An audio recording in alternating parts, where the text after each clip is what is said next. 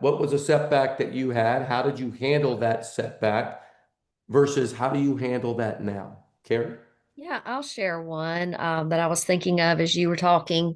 This happens to be one that I think I handled well. I could certainly share probably even more that I didn't handle as well, but um, uh, pretty early on in my practice, which was a pediatric practice, we had a significant amount of revenue that came in from public school contracts.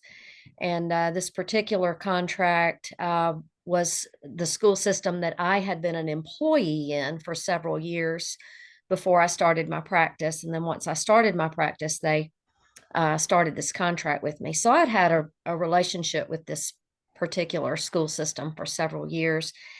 And after a couple of years of contracting with them, I got a call during the summer from the special ed coordinator that they were discontinuing our contract for the upcoming school year.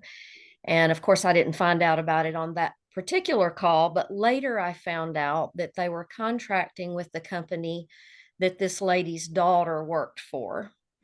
And so, of course, that was the whole thing was just very disappointing. It made me really angry, to be honest. And I really had to take a step back and think about how I was going to handle it because it would have been very easy for me to burn that bridge and just say, I'm done with you, and move forward. But I decided I would not burn the bridge because I really felt like there was a pretty good chance that that was not going to work out well for them. And my suspicions were correct. And so for the next year, I made a few efforts to reach out and just stay connected and keep a good professional relationship with them. And sure enough, after a year, they came back to me and wanted to establish the contract again. Now, it may not have, worked out that way. There was also a chance that it wouldn't work out that way. I'm thankful that it did, but it was a choice that I had to make to not burn that bridge. And sometimes bridges need to be burned. I'm not saying you always need to do that, but in this case, it was a good move for me, and we ended up continuing that contract for many years after that. Okay. Um,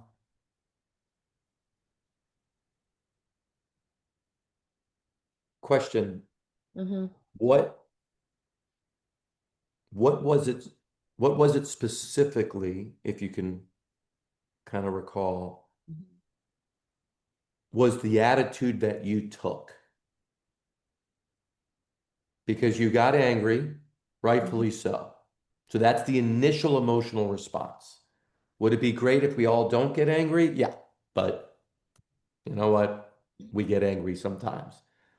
But then, soon after, that emotion starts to subside, and it's what you do in that next moment that really matters. What did you do? What did you say to yourself? What did you think? What happened there that came out to that decision? Yeah, so it's interesting that you asked that because this has probably been at least 15 years ago, maybe more. But I very distinctly remember after getting off that phone call, I think I probably had a good cry first because I knew it was going to be a big hit in our revenue, an angry cry. And then I remember going out and taking a walk. And I just walked around my neighborhood and I gave myself a good talking to. And I remember, just telling myself, this is not the end of the world. We're going to be okay. We've got a good business. We've got other sources of revenue that we can continue to grow. And what is the opportunity here?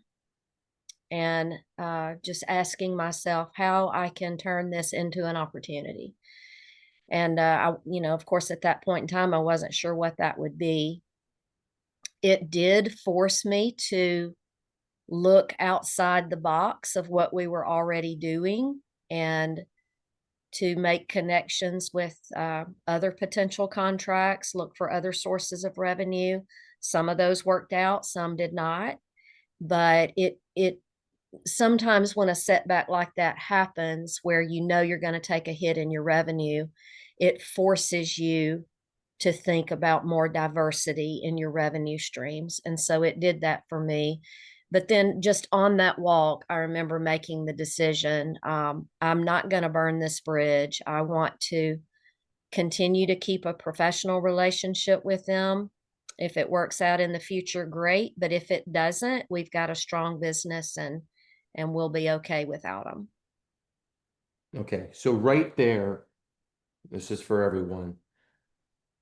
This is why Carrie had an amazingly successful multi-million-dollar practice. This is why Carrie's an amazing coach as well, because of her mindset of what she did. Because let's break down exactly what happened. An event happened. She immediately got pissed off.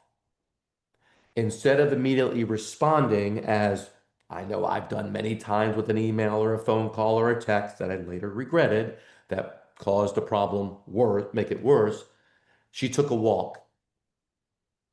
The walk was critical because the walk calmed down emotions, got her body moving, got in a place of the sky and just calmed everything down. Some people, it's reading a book, calling your coach or mentor, or exercising, whatever that is for you. She took a walk.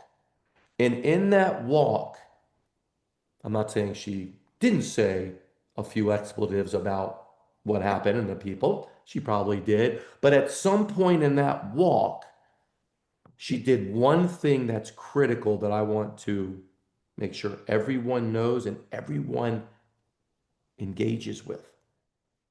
She asked a question. The question was, where is the opportunity? Now, you could say that's silver lining bullshit. You could say, oh, you're just framing it into positive. Well, you know what? You have a choice. You want to frame it to the end of the world? That's going to dictate the decisions you make, the people you surround yourself, and the results you get. And you ain't going to be happy with that. So we all have a choice. And I see consistently the people that have successful businesses, not just money, but they have the life. They're happy. They have that balance. They have that alignment. I'm talking about that level of success. Very similar in how they look at setbacks. Where is the opportunity? Let's say this setback was a sign that this was for me. There's a reason why this is happening. What would the reason be? What could the reason be? And you just pose it. You're basically manipulating this event to serve you, to benefit you. When the fire happened to me, I pulled up to my building and my whole place burned down. They're throwing all my equipment, my computers, everything. I've been in business 4 years. My initial thing was relief because I wasn't happy. I wasn't aligned. I didn't feel purpose. I didn't feel that way. So I knew I didn't have to go to work the next day. So I felt relieved. Then I felt a little depressed. And then I was like, where's the opportunity? And I started listing. I started journaling the opportunities. I could rebuild my place the way I wanted. It wasn't exactly the way I wanted. I could make it nicer. I could upgrade it. I could revitalize and bring in new, fresh people because all my staff went. I could start learning actually how to build a business because I didn't know how. And that re-energized me to then go on this journey. Not everyone handles setbacks like that. And the people that don't end up with results that are not what they want. That's the difference.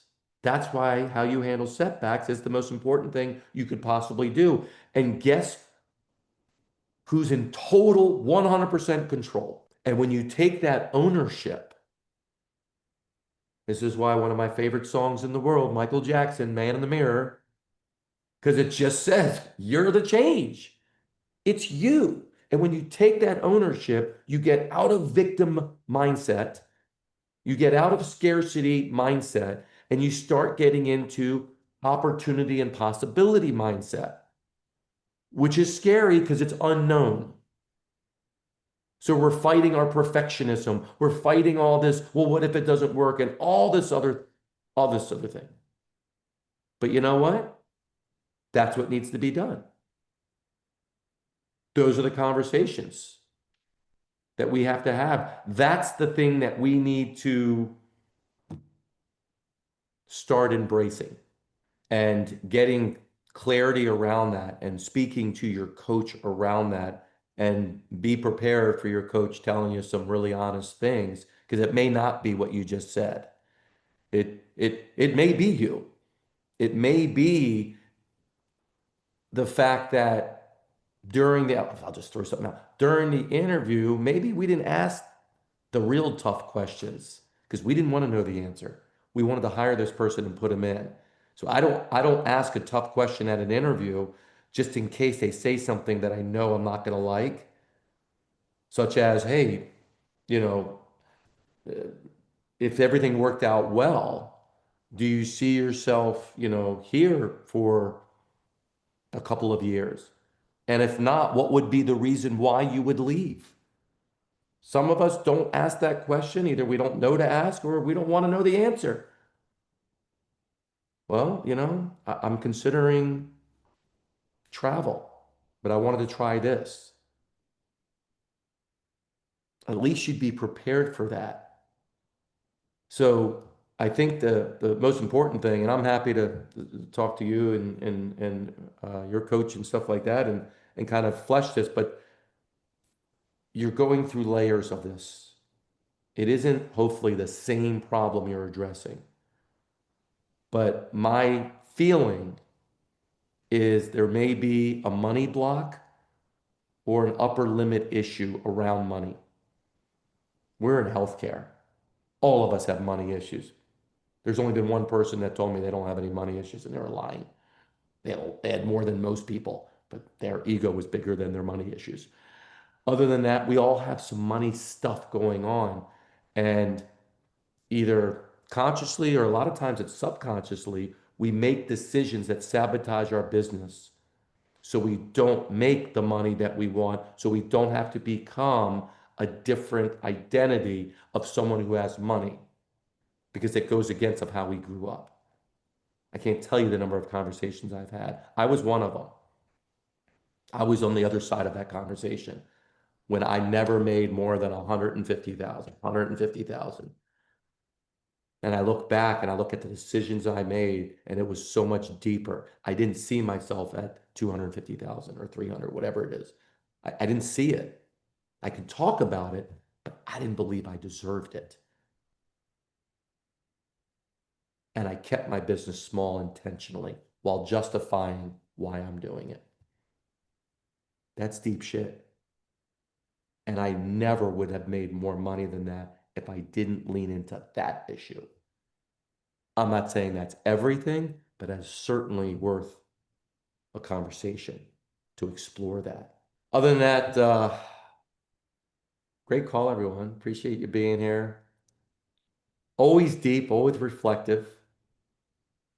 And I just want to say I appreciate each and every one of you for doing this, for having this journey, for allowing us to be a part of this journey, because it ain't easy to do. But damn, it's possible, and I will tell you, it is worth it. It is worth it.